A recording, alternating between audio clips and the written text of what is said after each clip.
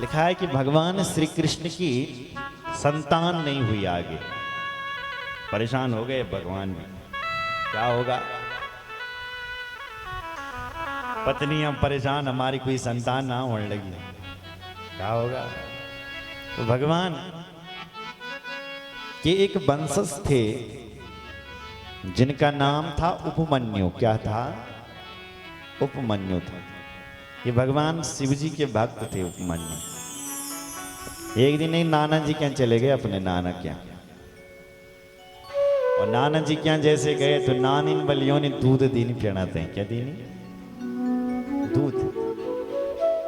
तो जब घर आए अपनी माँ के साथ, तो छोटा बच्चा होता ही है, माँ से कहने लगा माँ दूध दे दे पीने के लिए, दूध चाहिए मुझे।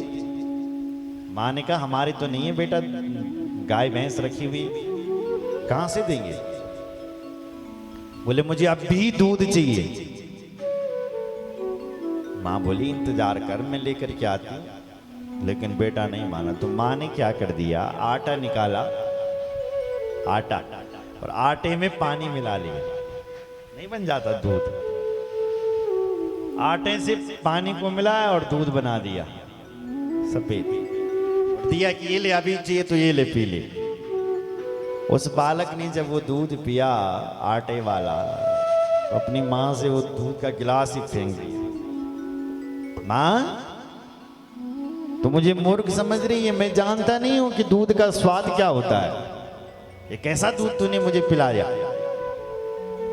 मैं नहीं पीऊंगा। नाराज हो गया। तब उसकी माँ बोली बेटा दूध पीना है ना, तो भगवान शंकर तुझे इतना दूध देंगे, इतना दूध देंगे कि तू जिंदगी भर भी पिएगा तो भी पूरा नहीं हो सकता। एक काम कर, भगवान शंकर के पास। वो बालक नाराज होकर के सीधे गया और जंगल में भगवान शिव जी का कठोर तपस्या करने लग गए। एक ऋषि मिले, उन्होंने उसको मंत्र दिया, शिव जी का मंत्र। ये बहुत प्रभावशाली मंत्र है, ओम नमः शिवाय। इस मंत्र का जाप किया उसने। भगवान शिव इंद्र और इंद्राणी बनकर के प्रकट हो गए उस बालक के सामने। कहा पुत्र वरदान मांग, क्या चाहिए। उसने कहा तुम कौन हो। बोले हम देवराज इंद्र हैं। तो उसने कहा देखो सुनो, उसने कहा आपसे हमारा कोई लेना देना नहीं, आप जाओ। भगाए उनको, जाओ आप। अरे पुत्र कैसी बात करता है, क्या चाहिए तुम्हें, ये बोलो। बोले मुझे दूध चाहिए था, लेकिन आपसे नहीं चाहिए मुझे। मेरी माँ ने कह रखा है कि शिव जी देंगे, और इतना देंगे कि हम जिंदगी भर भी उसको पी नहीं पाएंगे, इतना दूध दे देंगे। बोले हम दे देंगे। बोले आपसे चाहिए नहीं, आपसे लेने ही क्यों है हमने। भगवान शिव उसकी भक्ति पर प्रसन्न हो गए, और उसी समय इंद्र और इंद्राणी के शरीर से भगवती उमा के साथ भगवान शंकर प्रकट हो गए। बोलो शंकर भगवान की जय। और भगवान ने उसको क्षीर सागर का राजा बना दिया उपमन्यु को। सुन रहा है? और कहा पुत्र इसके बाद तुम मेरे दिव्य लोक को प्राप्त हो जाओगे। वही उपमन्यु, उनके पास भगवान कृष्ण जाते हैं और उनसे शिव जी के नाम की दीक्षा लेते हैं। उपमन्यु गुरुं कृत्वा दीक्षां पाशुपतिं हरिं जजाप शिव मंत्रं तु शिव ध्यान परो हरि। शिव ध्यान परो हरि। भगवान शिव जी का ध्यान करने लगी। भगवान कृष्ण स्तुतिम जगार देवेशु, बहुत भांति से स्तुति करी, तप किया। भगवान शंकर पार्वती जी के साथ अंबर आकाश में प्रकट हो गए। बोलो शंकर भगवान की जय। श्री कृष्ण बोले हैं देव देव जगन्नाथ सर्वभूतार्तिनाशन विश्वयोनि विश्वरगना नमस्ते नमस्त्रये लोक्यकारक नीलकंठा नमस्तुभ्यं नीलकंठ नमस्तुभ्यं शूलिने ते नमोस्तुते शूलिने ते नमोस्तुते। हे योगियों के ध्यान गम्य योग ध्येयांघ्रि पंकजम, जिन भगवान का ध्यान बड़े बड़े योगी ऋषि मुनि करते हैं, योग करते हैं। बल योग के 10 अंग होते हैं, यम नियम प्राणायाम प्रत्याहार धारणा ध्यान और समाधि। तो लोग आपके अपने शरीर पर राख लगा करके सिर नीचे रख करके पैर ऊपर करके प्रभु ध्यान करते हैं। कोई लोग प्राणायाम लगाते हैं, पूरक कुंभक रेचक।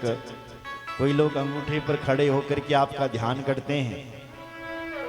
योग कर रहे हैं उस भगवान से मिलने के लिए, उस आत्मा को जानने के लिए। इसलिए हे महादेव, आप योगेश्वर हैं। मेरी पत्नी चाहती है कि हमारी संतान हो। कामिन्यः प्रेरितः संभो मुक्तिदं त्वां जगत्पते जानामि दुःखदं संभो संसारं दुःखसाधनं संसार दुःख साधनम। इसलिए महादेव आप वरदान दे। भगवान शंकर प्रसन्न होकर के बोले, हे नारायण, आपके बल बहुत सारे पुत्र होंगे, बहुत सारे पुत्र। भगवान के 56 करोड़ पुत्र हुए। कितने? हाँ। प्रत्येक रानी से 10-10 बेटा, और उन बेटाओं के भी बेटा 56 करोड़ से भी अधिक। और पार्वती जी बोले, हे कृष्ण, आप उत्तम गृहस्थी कहलाओगे। उवाचा गिरिजा देवी, मतलब गिरिजा बोल रही है। उवाचा बोलना, गिरिजा देवी प्रणतम मधुसूदनम कृष्ण कृष्ण महाबाहो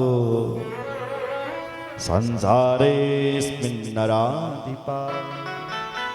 आप संसार में उत्तम गृहस्थी होंगे प्रभु, और तुम्हारे बल 16,050 विवाह होंगे। कितने? 16। देखो श्रीमद् भागवत में संख्या बताई गई है भगवान कृष्ण के विवाह की 16,000। और 16,008 पता नहीं कौन से ग्रंथ में 108 पता नहीं कौन से ग्रंथ में लिखा हुआ है, लेकिन भागवत के मूल ग्रंथ में भगवान के जो विवाह हुए, 8 विवाह अलग हुए, 16,000 एक साथ हुए। यहां देवी पुराण में कहा गया है कि भगवान के 16,050 विवाह होंगे, हुए। देवी पुराण का ये मत।